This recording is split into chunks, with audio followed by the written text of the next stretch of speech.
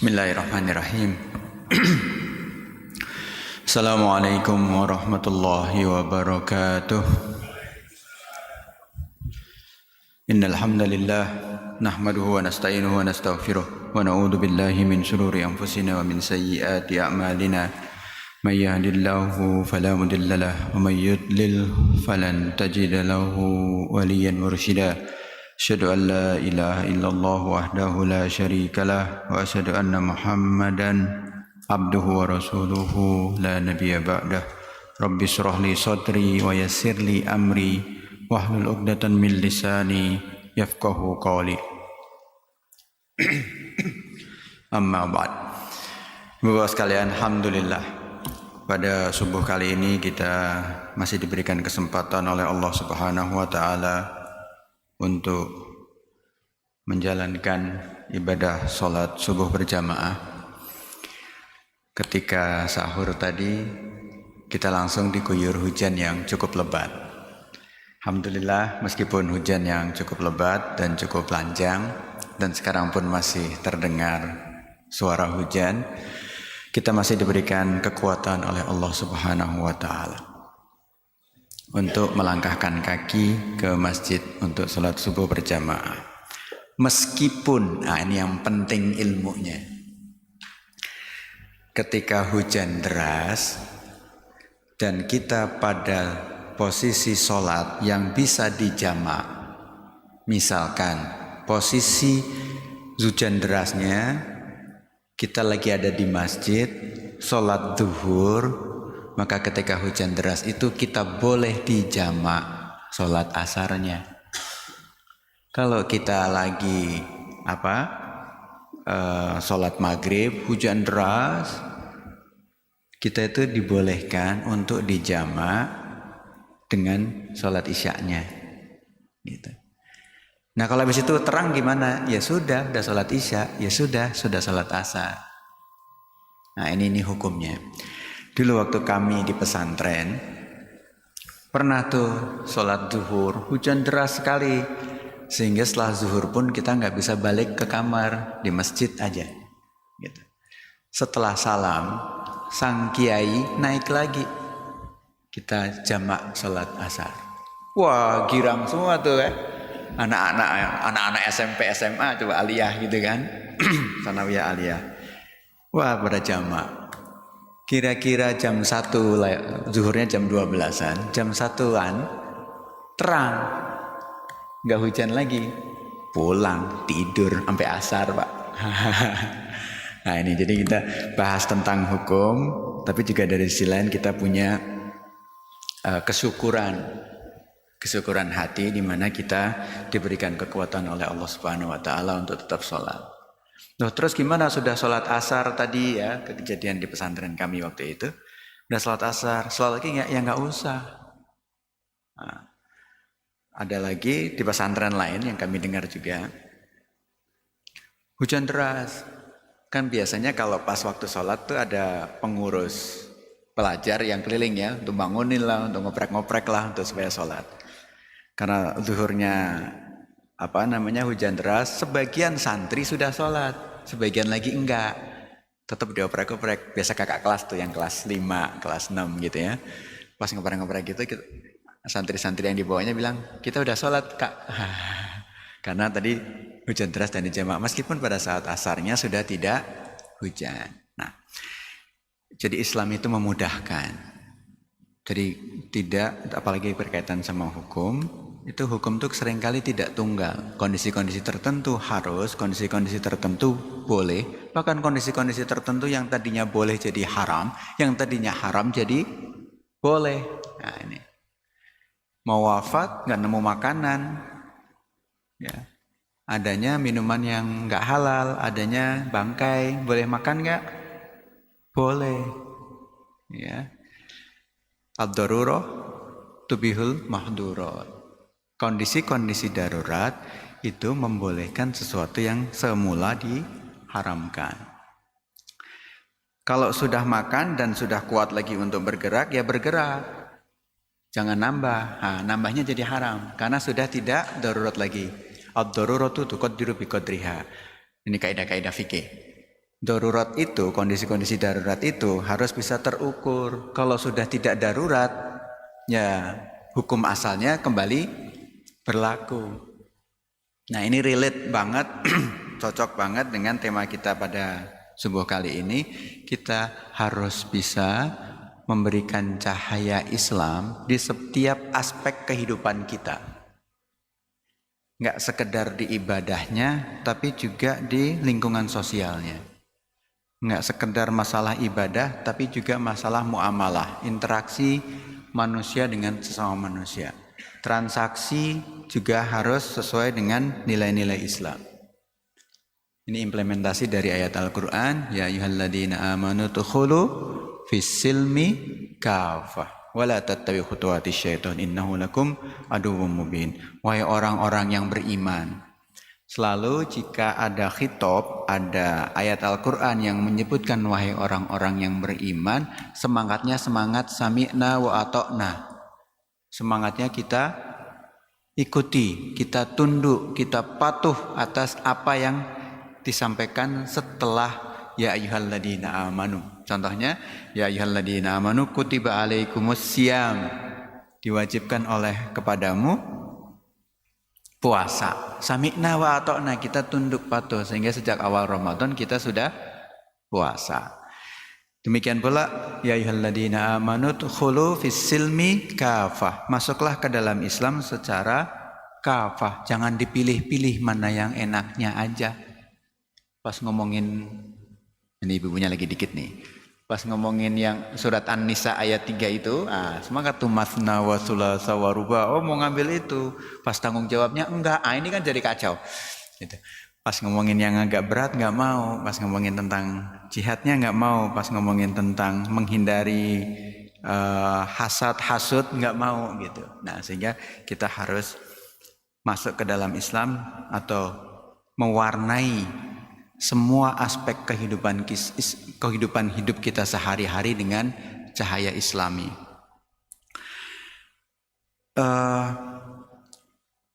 Keseluruhan itu melingkupi semua unsur yang ada pada diri kita.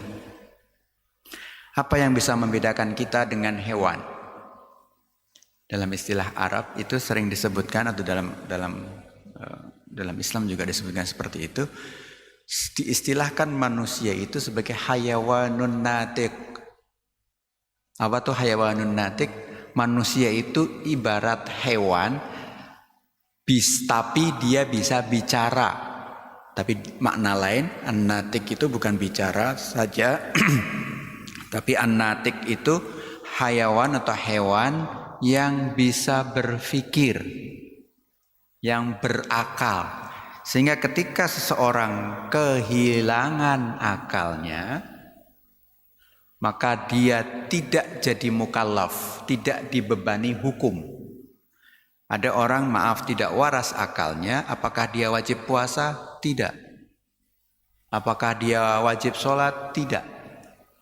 Ya, maka hayawanun natik. Begitu dia tidak natik lagi, tidak berakal lagi, maka dia tidak ada kewajiban, tidak mukallaf. Nah, sehingga aspek pertama dalam mewarnai hidup kita secara ada cahaya Islamnya adalah pertama dari perbuatan kita, dari fisik kita. Yang kedua dari pola pikir kita, dari mindset kita. Contoh mindset apa? Contoh mindset adalah ketika seseorang menjalankan kehidupan ini, tujuannya untuk apa? Nah ini. Ketika seseorang bekerja, tujuannya buat apa? Ketika dia mewarnai hidupnya dengan cahaya-cahaya Islami, yang semua aspek kehidupannya, ketika dia bekerja, maka dalam bekerja itu bawa ayat-ayat Al-Quran. Ketika bawa ayat-ayat Al-Quran dalam bekerja apa? Bawa takwa. Ayat Al-Qurannya kan, wal yasal ladina la taraku min khalfihim dzurriyyatan diafan khafu alaihim falyattaqullaha wal yaqulu qawlan sadida. Ini pedoman untuk orang yang bekerja. Ini enggak dikasih minum ya Pak Lili ya? Oh enggak. Hendaklah takut seseorang apabila meninggalkan generasi di belakangnya, generasi yang tidak sejahtera.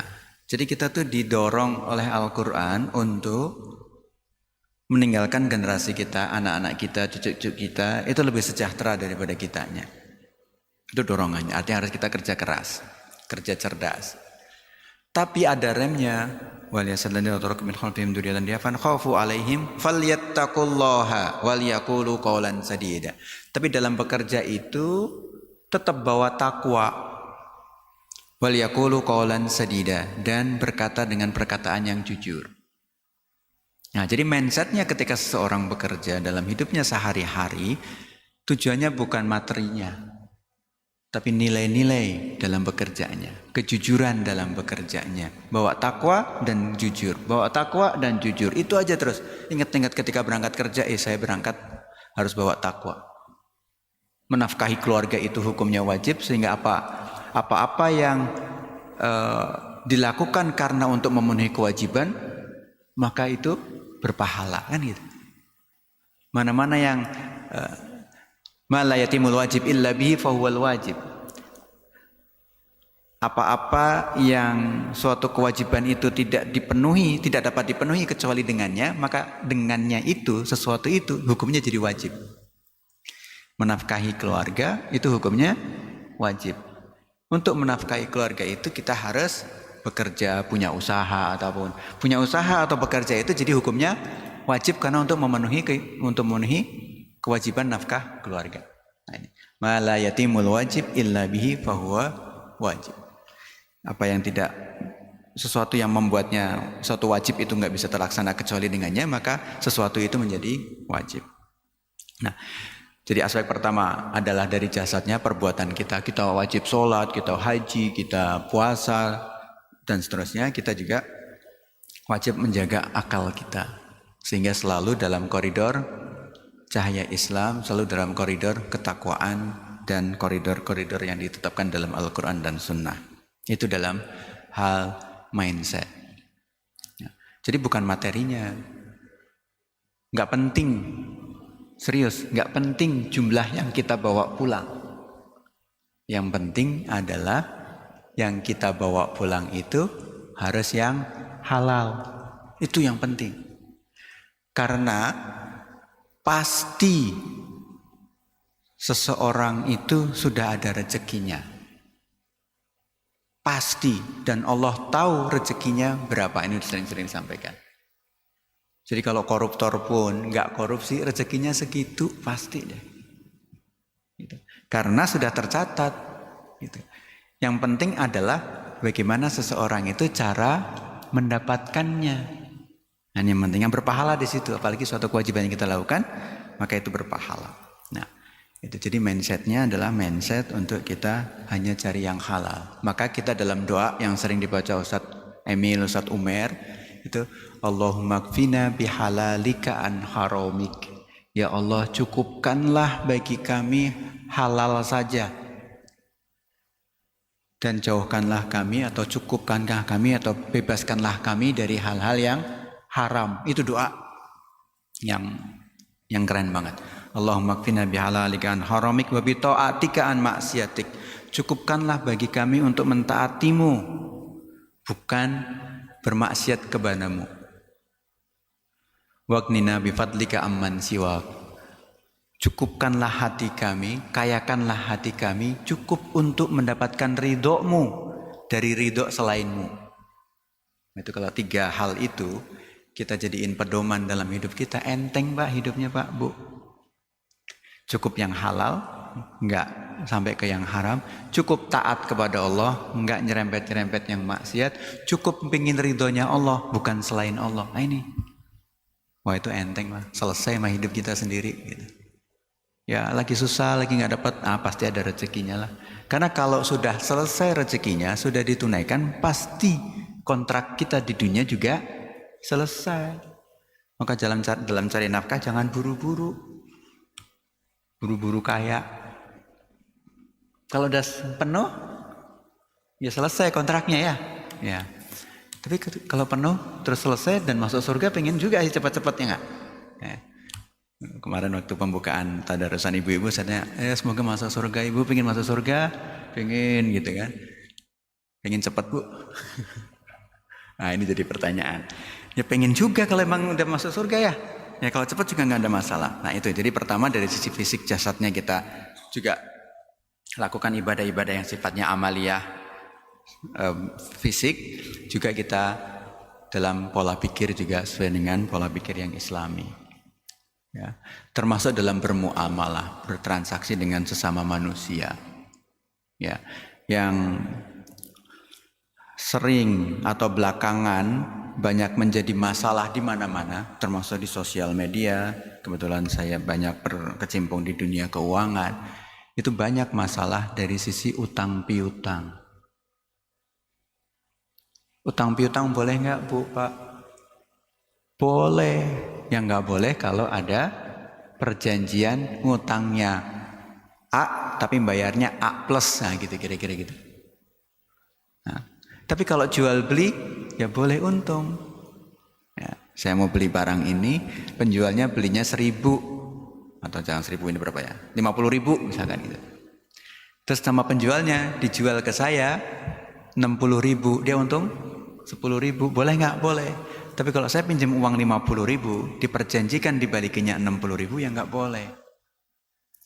Tapi bukan sekedar hukum boleh nggak boleh dalam muamalah, ada adabnya.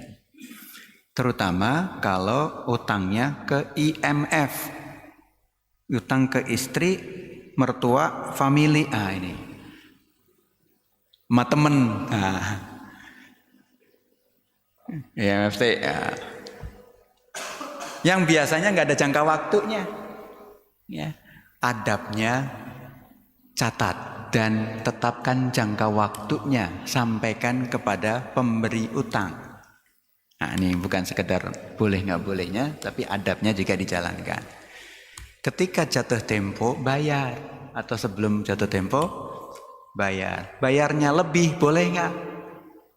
Boleh sepanjang tidak diperjanjikan. Nah ini Rasulullah SAW pernah ngutang, pernah. Waktu membayar, Rasul tuh utang onta usianya 1 tahun. Ini hadis masyhur sekali. Pas balikin ternyata di pasaran atau onta yang ada di sekitar situ, termasuk ontanya Rasulullah, nggak ada yang usianya 1 tahun, ada yang 1,5 tahun, 2 tahun. Artinya lebih gede daripada pada saat dia utang. Para sahabat diminta untuk cari onta, nggak ketemu ya Rasulullah. Dan nyari-nyari di pasar-pasar nggak ketemu. Kemudian para sahabat bertanya kepada Rasulullah, anak di bihada ya Rasulullah, apakah kita menunaikan utang Anda, utangmu ya Rasulullah, dengan yang lebih besar? Jawaban Rasulullah simpel, khairukum ahsanukum qada'a, sebaik-baik kalian adalah yang paling baik dalam memenuhi kewajibannya. Rasulullah nggak bilang iya, nggak bilang enggak, tapi pakai diksi yang indah sekali. Khairukum ahsanukum qada'a, sebaik-baik kalian adalah yang ketika memberikan kewajibannya dengan lebih.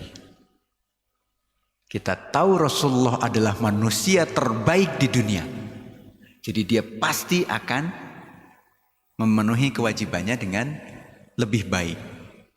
Jadi kalau tidak diperjanjikan hukumnya boleh, kalau diperjanjikan hukumnya haram, jadi riba. Nah ini jadi jadi adabnya berutang juga membayar tepat waktu, kalau enggak dia minta tangguh atau disampaikan kepada yang bersangkutan, kepada yang memiliki piutang, ya. Dan harus bayar kecuali diikhlaskan. Nah adabnya orang yang kewajiban orang yang memiliki piutang, yang ngutangin, itu ngingetin, nagih. Itu ada kewajiban. Sebagian ulama mengatakan itu wajib, sebagiannya lagi sunnah. Wajib nagih itu. Kalau nggak mau nagih, bilangin aja, ya udah diikhlasin, kali aja jadi keberkahan. Ya kalau dikit, Ustaz, kalau banyak, ya kalau nggak ikhlas sampein tagih, gitu ya. Jangan didiemin aja, kasihan. Jangan-jangan dia lupa, jangan-jangan dia emang lagi kesusahan, segala macam ini bagi banyak. Tapi diingetin. Kalau enggak ya sudah. Fanadhiratun ila maisarah wa antasaddaqu khairul lakum. Kasih tenggat waktu lagi. Kalau tenggat waktu lagi nggak bisa, Wa antasaddaqu khairul lakum. Apabila kamu sedekahkan itu lebih baik bagimu. Nah, gitu. Nah ini jadi itu berkaitan sama mindset dan perbuatan. Tapi yang nggak kalah pentingnya adalah berislam dari sisi hati. Berislam dari sisi hati atau memenuhi cahaya Islam dari qalb. Kan kita hafal bahkan atau mungkin sangat sering disampaikan ala inna fil jasadi mudghah idza salahat salahal jasadu kulluh wa idza fasadat fasadal jasadu kulluh ala wa hiya al qalb. Ingatlah bahwa di dalam tubuh kita ada segumpal darah. Apabila segumpal darah itu soleh, baik, maka seluruh tubuh ini akan baik. Apabila rusak, maka seluruh tubuh ini akan rusak. Ala wa hiya al qalb. Itu adalah segumpal darah itu adalah hati. Jadi penyakit hati bisa merusak fisik.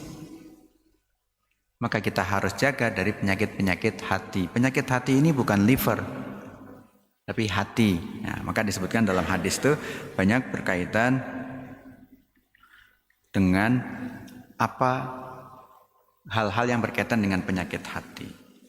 Disebutkan penyakit hati misalkan hasad. Apa itu hasad? Dengki. Nah, dengki itu simpelnya misalkan dengki dan iri beda-beda tipis lah ya. Senang ketika lihat orang lain susah, susah ketika lihat orang lain senang. Nah ini itu salah satu ciri itu, dengki itu. Gitu. Disebutkan dalam hadis iyyakum wal hasad. Hati-hati ya dengan sikap dengki. Ada orang sukses, ada orang ganti mobil yang sakit kita. Mana nggak nyambung kadang-kadang.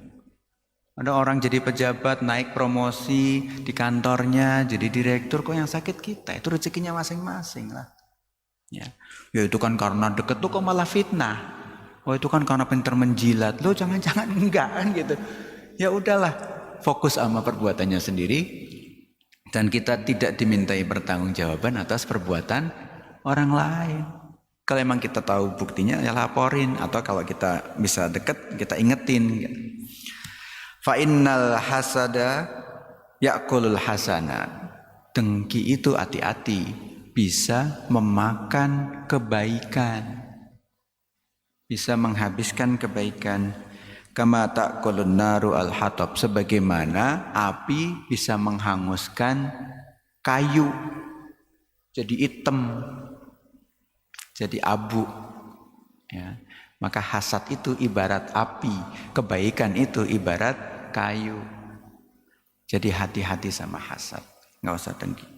Ya gimana ya Pak, yang dia sukses kok saya enggak? Ya udah, gimana maunya Allah aja kan gitu. Allah kasih rezeki ya udah. Juga penyakit hati yang lain adalah al-kibar, sombong. Ya.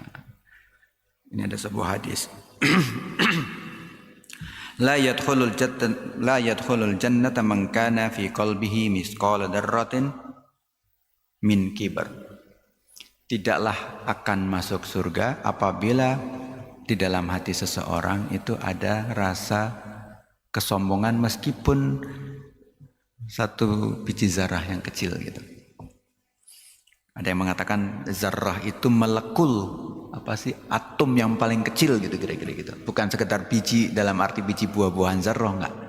Tapi atom yang paling kecil, sedikit aja sombong itu bisa enggak masuk surga. Kemudian para sahabat bertanya, wahai Rasulullah, apakah ketika seseorang mengenakan pakaian yang indah, ya, itu bagian dari sombong? Dijawabnya kepada oleh Rasulullah, al-kibru nadharul haq wa ghamdun nas.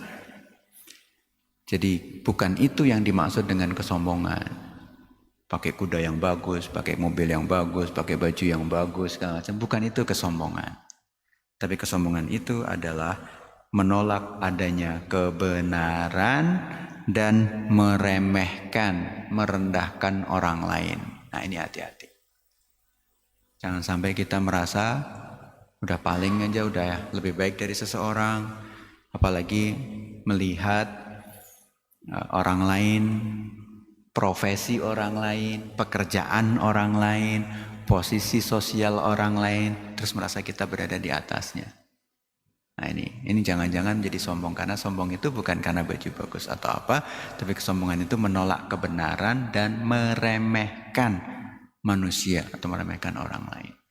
Jadi hati-hati kalau kita meremehkan orang lain.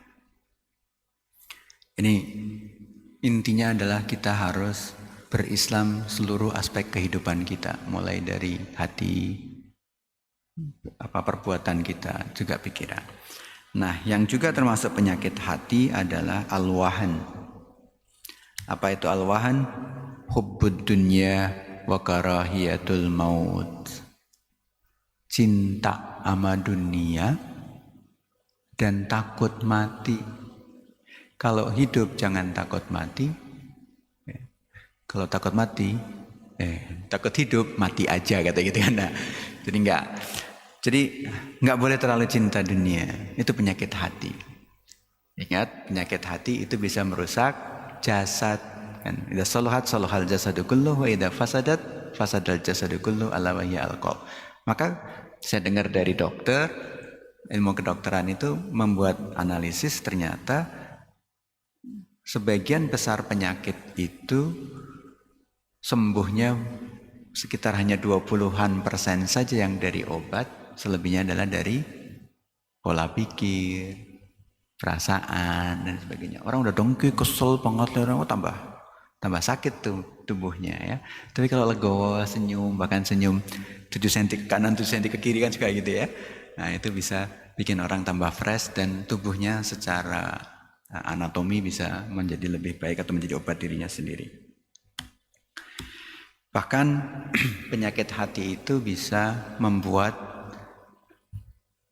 hatinya itu makin menghitam dalam arti maknawi, bukan hakiki. Jadi apabila dia berbuat maksiat, berbuat dosa, maka ada satu titik noda di dalam hatinya. Itu ada di dalam hadis, innal mu'min idza adnaba kanat nuqtatun saudaun fi qalbi. Apabila seorang muslim itu berdosa, melakukan perbuatan dosa, melakukan maksiat, maka ada satu titik di dalam hatinya dengan titik yang hitam. Fa in taba wa naza'a wastaghfara sukila qalbuhu. Apabila dia bertaubat, beristighfar dan berpaling dari apa yang dia lakukan itu, dia enggak melakukan lagi, maka hatinya kembali bening, kembali jernih.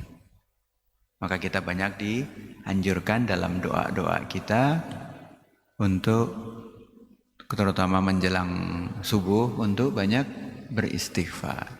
Karena hampir pasti kita tersenggol sama yang namanya dosa. Gitu ya. Jadi penyakit hati ini memang bahkan kita dianjurkan untuk berdoa yang semoga Allah Subhanahu wa taala itu menjaga hati kita. Contohnya doa ya muqallibal qulub tsabbit qalbi ala dinik. Atau kalau lagi doa bareng-bareng, Allahumma ya muqallibal qulub tsabbit qulubana ala dinik. Ya muqallibal qulub tsabbit qulubana ala ta'atik. Ya Allah yang maha membolak-balikkan hati, kuatkanlah, teguhkanlah hatiku untuk dalam agamamu, selalu dalam naungan agamamu. Ya Allah yang maha membolak-balikkan hati, kuatkanlah, kokohkanlah, teguhkanlah hatiku untuk selalu setia dengan ketaatan kepadamu. Nah ini, jadi perbuatan kita iringi juga dengan doa-doa yang terutama diajarkan oleh Allah dan Rasul-Nya, baik dalam Al-Quran maupun dalam hadis. Nah, kembali ke tema besaran kita atau pembahasan besaran kita datangkan, kita hadirkan seluruh aspek kehidupan kita dengan cahaya-cahaya Islam. Baik dari perbuatan kita, interaksi kita dengan orang lain, muamalah kita, pakai cara-cara yang Allah ridhoi, pakai cara-cara yang Allah ajarkan. Bagaimana melakukan transaksi, bagaimana melakukan bisnis dan sebagainya ya. Bagaimana utang piutang, bahkan data terakhir Bapak Ibu sekalian menyedihkan. Di Indonesia itu juara 1 pinjol sama judol. Yang bapak-bapak hidup nih, ya Pak Deddy Bagus nih, hidupnya kan tahun 95-an sudah SMA kali ya. Nah, dulu SMA tuh Pak, saya demo Pak. Demo apa? SDSB. Ya, pesantren saya di Solo dulu, jadi saya demonya di depan kantor wali kota Solo tuh. Oh belum Jokowi mah baru kemarin ya, masih zamannya Orde Baru banget. Demo SDSB. SDSB itu dulu yang beli siapa? SDSB pada tahu kan ya Pak ya? Oh, tahu lah kalau umur-umuran kita mah. Sumbangan berhadiah, dana sosial. Ya, SDSB berhadiah. Ya. Sumbangan dana SDSB sosial berhadiah. Sumbangan dana sosial berhadiah. Itu demo. Sebelumnya namanya Porkas lah, KSOB lah, segala macam. Nah, kok apal? Bukan pemain Pak. Ya, yang kita sedihkan adalah saat itu yang beli atau naruh angka taruhan, angkanya siapa? Kebanyakan, maaf tidak bermaksud merendahkan profesi itu, tukang beca, tukang bangunan gitu ya, yang beli-beli gitu kan ya. Dulu kalau ada kecelakaan langsung dikerubutin tuh, dicatat plat mobilnya, terus itu dipasang, bener nggak Pak ya? Konon kabarnya katanya begitu kan,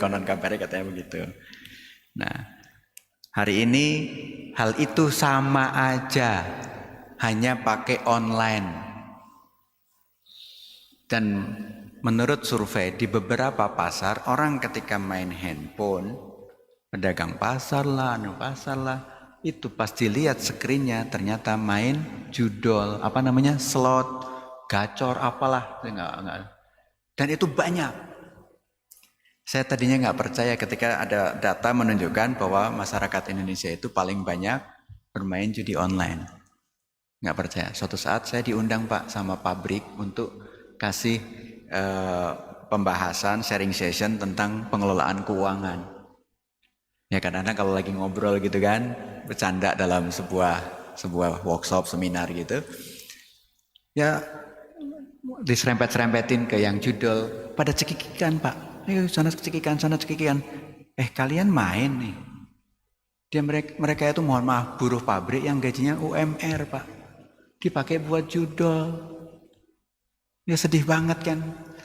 Saya lihat polanya sama dengan SDSB dulu. Memang golongan-golongan grassroots yang disasar.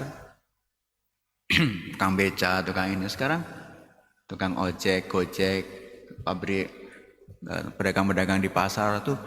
Saya kan ngobrol sama yang di pabrik daerah-daerah Cikarang, Karawang gitu kan. Iya Pak, di pasar saya itu Pak pada main gacor Pak, main slot Pak. Saya nggak tahu namanya. Oh ya, saya bilang gitu. Separah itu iya. Maka datanya jadi valid tuh. Paling banyak. Maka kita juga bertransaksi seperti itu juga hati-hati. Judi maupun pinjol itu kakak adik lah. 11-12 kalau kata anak-anak sekarang ya, anak-anak yang zaman kemarin 11-12. Jadi hindari itu karena ada sebuah hadis nih. Suatu saat Rasulullah lagi duduk-duduk bersama para sahabatnya. Kemudian datang wahyu.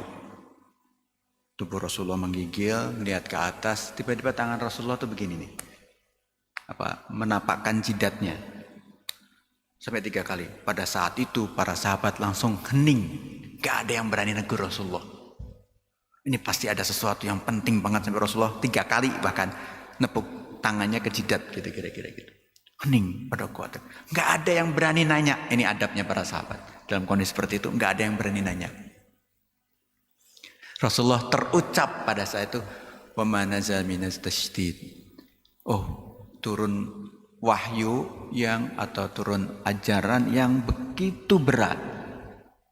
Ini bukan Al-Quran, tapi nanti akan masuknya dalam hadis. Ini betapa beratnya wahyu yang turun ini, kata Rasulullah. Para sahabat, meskipun Rasulullah mengungkapkan seperti itu, gak ada yang berani nanya. Baru keesokan harinya, para sahabat bertanya, kepo juga. Wahai Rasulullah, kenapa kemarin engkau menapakkan telapak tanganmu ke jidat dan mengucapkan wa nazala minat tasdid, betapa berat apa yang turun. Beliau kemudian mengatakan, kemarin itu saya dapat wahyu. Apabila seseorang kutila fi sabilillah, wafat dalam kondisi jihad fi sabilillah, itu udah wafat yang derajatnya paling tinggi ya. Tetapi orang itu punya utang, maka dia nggak masuk surga. Seandainya orang itu dihidupkan kembali, summa uhya wa qutila fi sabilillah, dan orang itu dihidupkan lagi, kemudian wafat lagi dalam kondisi jihad fi sabilillah, tapi dia punya utang, dia nggak akan masuk surga. Sampai 3 kali. Summa uhya wa qutila fi sabilillah. Kemudian orang ini dihidupkan dan kemudian diwafatkan kembali dengan kondisi jihad fi sabilillah juga, maka orang ini tetap nggak bisa masuk surga. Nah, ini beratnya. Kayak judo, pinjol ya, pinjol nih, hati-hati banget. Nanti kita lihat deh, catat deh kalau punya utang, sampaikan sama keluarga.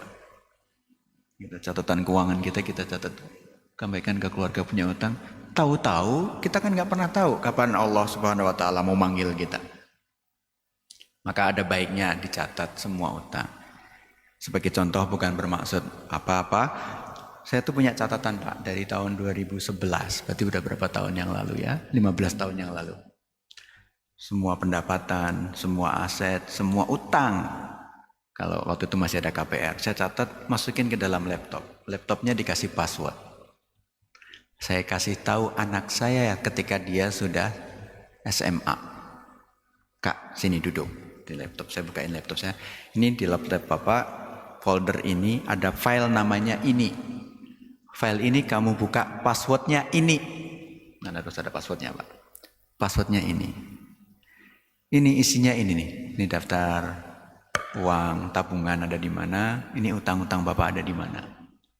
Di file ini. Jadi kalau ada apa-apa sama Bapak, oh Bapak ini kayak apa? Enggak, ini penting saya bilang. Kalau ada apa-apa sama Bapak, kamu buka ini aja. Bagi waris juga jelas, hartanya ada di mana. Tiap tahun kita update. Kenapa tiap tahun update? Untuk lapor SPT pajak. Nah, utangnya itu. Jadi kalau ada apa-apa, bayar utang Bapak yang ini. Gitu. Atau diurus utangnya supaya lunas. Gitu. Ya, ini asetnya untuk bagi waris. Nah, setiap kali ketemu dia dan ada kesempatan, masih ingat kan password filenya Bapak? Masih ingat Pak. Karena passwordnya di keluarga kami, angka itu gampang diingat gitu untuk keluarga kami, gitu kira-kira gitu. Nah, jadi penting tuh mencatat itu sebagaimana perintah Rasulullah, ya ayyuhalladzina amanu idza tadayyantum bidainin ila ajalin musamma faktubu. Ini surat Al-Baqarah yang paling panjang. Wahai orang-orang yang beriman, apabila kalian melakukan transaksi yang tidak tunai, utang piutang, maka catatlah. Catat. Nah, jadi apalagi kalau catatannya ditandatangani oleh kedua belah pihak misalkan, terus dibukukan, diapakan gitu. Atau paling enggak kayak tadi dicatat dalam file kita, sehingga kalau ada apa-apa kita bisa memenuhi kewajiban kita, atau paling enggak ahli waris kita bisa memenuhi kewajiban kita. Nah, itulah Islam itu lengkap. Islam itu komprehensif. Maka Islam itu bisa menjadikan pedoman hidup kita, karena dalam kita diciptakan oleh Allah itu enggak tanpa pedoman. Ada pedomannya, yaitu Al-Quran dan As-Sunnah. Nah, dengan pedoman itulah kita implementasikan sehingga kita bisa selamat di dunia dan di akhirat nanti. Ya, jadi jangan pilih-pilih dalam berislam. Yang enak aja, yang nggak enak ditinggalkan. Nah, saya kira itu yang bisa saya sampaikan. Sebentar lagi kita akan syuruk. Nah, tapi sebelum itu kalau ada yang mau bertanya, dipersilahkan. Kalau ada. Cukup nggak ada? Kalau nggak ada kita tunggu sebentar sambil tilawah sampai ketemu syuruk dan kemudian kita bisa sholat sunnah. Dan pelajarannya adalah semoga kita dikuatkan oleh Allah Subhanahu Wa Taala untuk istiqomah menjalankan hidup ini sesuai dengan ajaran Islam. di semua aspek kehidupan kita secara kafah dan punya tujuan hanya untuk mendapatkan ridhonya Allah Subhanahu wa Ta'ala. Kita akan dimintai pertanggungjawaban atas apa yang kita perbuat, atas apa yang kita ucapkan, atas pikiran yang kita pikirkan, atas perasaan hati yang ada dalam diri kita, sehingga kita minta kepada Allah Subhanahu wa Ta'ala agar kita dikuatkan hati kita. Kita akhiri dengan berdoa. Bismillahirrahmanirrahim. Alhamdulillahirabbil alamin, hamdan yuwafi ni'amahu wa yukafi mazidah. Ya Rabbana lakal hamdu kama yanbaghi li jalali wajhika wa 'azimi sultanik. Allahumma ighfir lana dhunubana wa kaffir 'anna sayyi'atina wa tawaffana ma'al abrar. Rabbana la tu'akhidna in nasina aw akhtana. Rabbana wa la tahmil 'alaina isran kama hamaltahu 'alal ladina min qablina. Rabbana wa la tuhammilna ma la taqata lana bih. Wa'fu anna wa'fir lana warhamna anta maulana fansurna 'alal qaumil kafirin fansurna 'alal qaumil kafirin. Rabbana hab lana min azwajina wa dhurriyyatina qurrata a'yun waj'alna lil muttaqina imama. Allahumma kfina bihalalika an haramik wa bi ta'atika maksiatik waghnina bi fadlika amman siwa. Allahumma ya muqallibal qulub tsabbit qulubana ala dinik. Allahumma ya muqallibal qulub tsabbit qulubana ala ta'atik. Rabbana la tada' lana fi maqamina hadha dhanban illa ghafartah wala dainan illa qadaitah wala dainan illa qadaitah wala dainan illa qadaitah wala maridun illa syafaitah wala maridun illa syafaitah wala maridun illa syafaitah wala mayyitan illa rahimtah wala hajatan min hawaijid dunya wal akhirah hiya laka ridha walana fiha salah illa yassartaha wa qadaitaha bi rahmatika ya arhamar rahimin. Allahumma arinal haqqa haqqan warzuqna ittiba'ah wa arinal batila batila warzuqna ijtinabah. Rabbana atina fid dunya hasanah wa fil akhirati hasanah wa qina adzabannar. Subhana rabbika rabbil izzati amma yasifun wa salamun alal mursalin walhamdulillahi rabbil alamin. Assalamualaikum warahmatullahi wabarakatuh.